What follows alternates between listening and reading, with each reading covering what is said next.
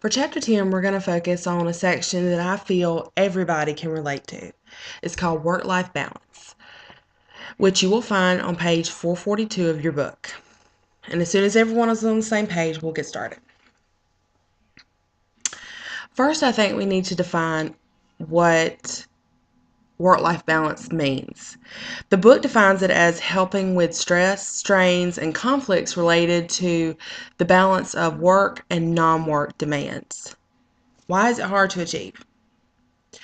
Well, if you look at it, it's really not easy for anybody to achieve work-life balance due to long hours, night shifts, travel, technology. And by technology, the book has examples like pagers, things like that, which we don't use anymore.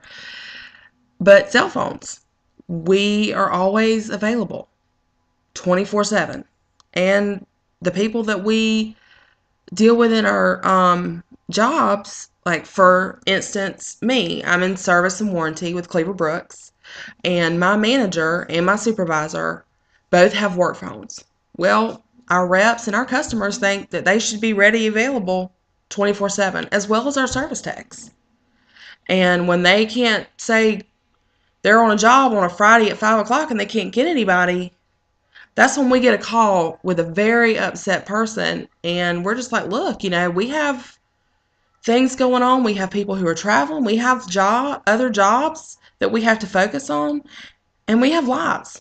So you're not going to have a 24-hour set tech support. A lot of people just don't understand that.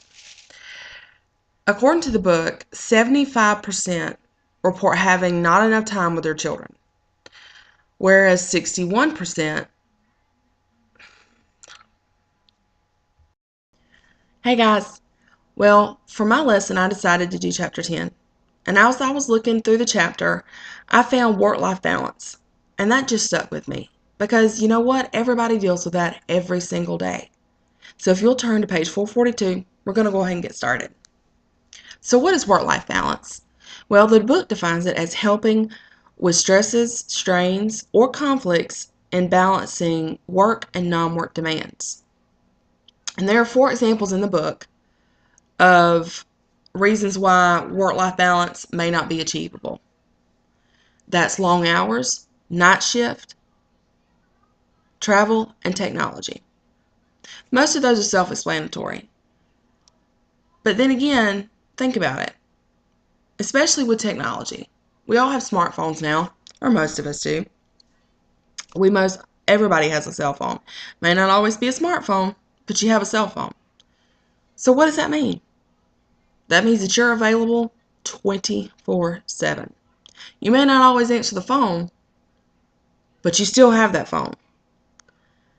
So, for example, Cleaver Brooks, which is where I work, and I work in the service and warranty department. So you can only imagine. We have service techs, we have our service manager, and my supervisor. They all have work phones, and they all are available 24/7. Or, actually, that's what our customers like to believe. And everybody's had those people. You know those customers. They're the only ones in the world. Their problems are the worst, and they need your attention now. We've had service techs with us for 15, 20 years. They get calls constantly, whether it's on vacation, whether they're on another job site, doesn't matter. They get those calls. And those reps and those customers expect those answers when they need them. Especially in times like right now, winter. Well, down here in South Georgia, that doesn't mean a whole lot. Well, up north, where we do have a lot of our boilers, it means a lot. Where you're at a hospital or a school and you got a boiler down, you can expect to have a phone call from somebody who needs an answer and needs it quick. It doesn't matter what time of day, it doesn't matter what day. They expect that answer, and they expect these guys to be ready to talk. And sometimes they're just not. That's just the way it is. If they're traveling, if they're at another job site, they're just not available. And that's what happens. That work-life balance starts to teeter a little bit, especially with our service techs. They really don't have a way to balance because they are always on, no matter what. That phone is with them constantly. I can't tell you how many times I've had them come in from vacation and say, you will not believe the amount of phone calls, the amount of voicemails, text messages that I've gotten. And you say, well, just don't answer it. And they'll tell you, look, this is a guy that's been calling me ever since I worked here. I've got a good rapport with him. I'm not going to leave him hanging. If it's something I can help him with, get him off the phone in 10 or 15 minutes, I'm going to get it done.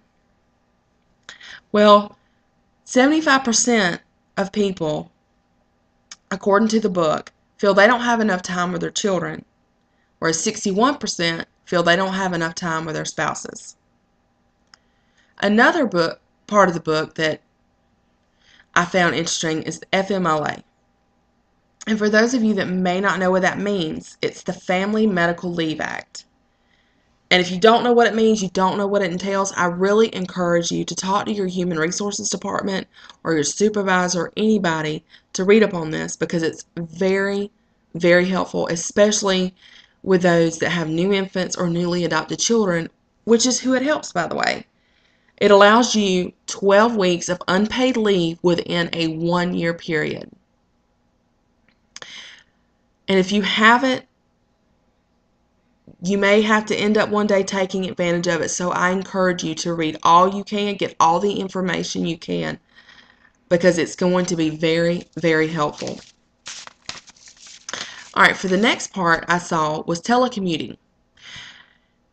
And I think a lot of people kind of know what that means. It kind of speaks for itself. It's the arrangement that gives employers and employees flexibility in both work location and hours. For example, there are several people in Cleaver Brooks that travel quite a bit. And it's not just travel, they telecommute. We have some that are in Thomasville for a week, then they'll fly to our other location in Milwaukee for a week. And we have a lot of people that do that. And then we also have some that are in our Thomasville location, but really work under our Milwaukee location. So anytime there's any kind of meeting or anything like that, they use a webcam. So we have a lot of people at Cleaver Brooks that take advantage of telecommuting. So what exactly are some examples of work-life balances? Well, the book also gives us those. For example, flexible work schedules, job sharing, childcare, personal leave, paid vacation time, and reduced hours. Well, unfortunately nowadays you don't see a whole lot of that. And it is unfortunate, but it is what it is. I don't know many places that do job sharing. I know places that, like I said, do shift rotations and things like that. Flexible work schedules. We do have that some at Cleaver Brooks in the summer. We have our guys, when we're not that busy, they'll work 4 10s instead of working 5 days a week, which is pretty nice because, hey, who doesn't like a Friday off, right? So, in paid vacation time, Cleaver Brooks is really good about that. And I'm sorry, I know I'm using Cleaver Brooks as an example, but I've been with them for almost 4 years, and I can tell you that company does a lot for its employees. When you first start, you're automatically allotted 10 days paid vacation, and it, allocutes up, depending on how far you are in your time of employment. Like my supervisor, she's at 20 years coming next year, and she will get 5 weeks paid vacation. Personal leave. That's one thing Cleaver Brooks doesn't do. I know my mom works with the state. She's a secretary with the Thomas County Middle School, and they accrue 8 hours every month. Well, at Cleaver Brooks, if you're sick or your child's sick, you either take vacation or you take it with no pay. And I don't know a whole lot of companies, I don't even know of any in Thomasville really that offer child care at a parent's place of employment. Maybe, in the bigger cities where, you've got a, skyscraper building, sorry. They may have the room for that, but a lot of places, I don't know of any places in Thomasville that offer that, but how great would that be? Especially for those of us who are, moms in the situation like I am. If, my daughter's sick, I'm usually the one that ends up staying because I get paid less, and I hate to say that, but it makes more sense for me to lose, a day of pay than my husband who makes much more than I do. And a compressed work week, and that's kind of what I touched on earlier, schedule that allows employees to work fewer days with longer hours. Like nurses, you'll see a lot maybe work 312s, or a lot of people work 410s. That's kind of accommodating for those that may have you know other things going on. I mean, you know I can tell you that it would not, we have pushed for that in the service and warranty department many times. When our shop floor and everything start working 410s, we have always asked, if we couldn't pull that for a little while. But of course, with us being service and warranty, like I said earlier, we're always expected to be 24/7, so the answer is no most of the time. The next topic the book touched on is flex time. And that is giving employees the option of choosing when to work during the workday, work week, or work year. The only example that I have for that is with service and warranty. My supervisor, we have 2 work times, 7 to 4:30 with an hour lunch, 8 to 5 with an hour lunch. But my supervisor actually set it up for us where we can work 8 to 4:30 with only a 30-minute lunch. And I know it seems like, well, really, what's the difference in, I'm sorry, what's the difference in 30 minutes? Well, it's a lot of difference, because I can tell you after lunch, I'm certainly looking forward to that 4:30 rather than I am that 5 o'clock. And I think a lot of people can attest to that. So the last thing that I want to talk about is something that I have seen, especially in the last few months, but something that has become a incredible trend that I think should have been a trend a long time ago, and that's paternity leave.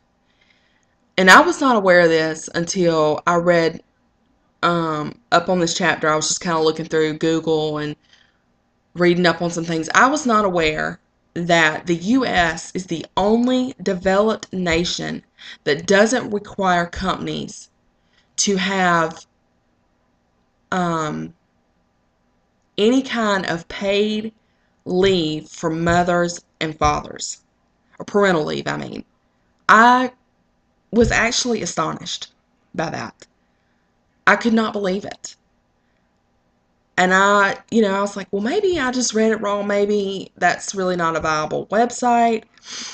So then I started looking, and it's absolutely true. And I cannot understand that. I know when I had my daughter, I had her, I think, on a Thursday or Friday, and that's horrible. She's 2.5 years old, and I can't remember that far, but hey, it's the parent brain. My husband, since it was right before the weekend, he didn't get the full Monday to Sunday. He got the Friday, Saturday, Sunday, Monday, Tuesday, and had to go back in the middle of the week. And I've seen guys that I work with who just had new babies, and they're gone maybe a week. And I can tell you, that week is nowhere near long enough. So I kind of got to looking. And everybody knows Facebook. Everybody knows Mark Zuckerberg. Well, long before this became a trend, Facebook was providing paternity leave. And you guys, I can tell you, I looked into this, and what they provide is astonishing. And I wish more companies would follow suit. So, for example, Facebook gives you 4 months paid leave within the first year. 4 months. That's 16 weeks. The standard woman, if she has a natural childbirth, is allotted 4 to 6 weeks. Most time it's 6, depending on your doctor. C-sections, 6 to 8. Most times it's 8, like I said, depending on your doctor, what they write you, what they write it for. 16 weeks. Can you imagine? I would have been so blessed to have 16 weeks with my daughter. Not just to have the time to get to know each other, but my daughter went into daycare when she was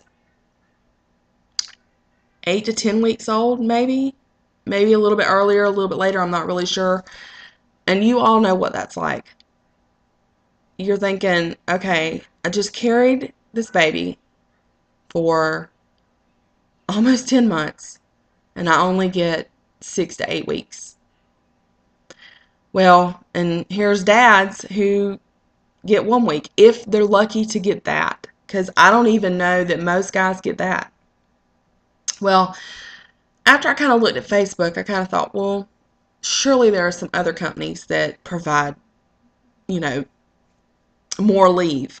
And there are. There's 3. The first one is Microsoft. A woman for maternity leave gets 20 weeks. The father gets 12 weeks. Netflix, unlimited paid for a year. Yeah, you heard me. A year. 12 months to new parents. Adobe is 26 weeks for maternity leave and 16 weeks for paternity leave. Now, Cleaver Brooks, we don't have a set maternity leave. We have to use what we call short-term disability. And before we can use short-term disability, we have to apply 3 days of our vacation time. So when I had my daughter, I used 3 days vacation, and I had to use short-term disability after that point. Because honestly, I thought every company had a maternity leave, but boy, was I wrong. So I think these companies that are doing this now are just setting an excellent example of saying, hey, they need that balance. They need that time. And of course, most of you are probably like me. You're working parents. You work all day, you go to school at night or online. And I'm sure there are some of you that work all day, work all night and go to school during the day. And like I said, balancing home and job is one thing. Throwing school into the mix, and there are days where you're just like, okay, can I go back to bed and get started again? So I think this book really touched me for some reason, this subject, work-life balance, because there are days where I don't feel like I have a work-life balance. I feel like mine teeters. There are days where work's up here, home's down here. And there are days where home's at the top, work's at the bottom. So I hope you guys learned something, because I know I did. And I really appreciate your time and your patience with me.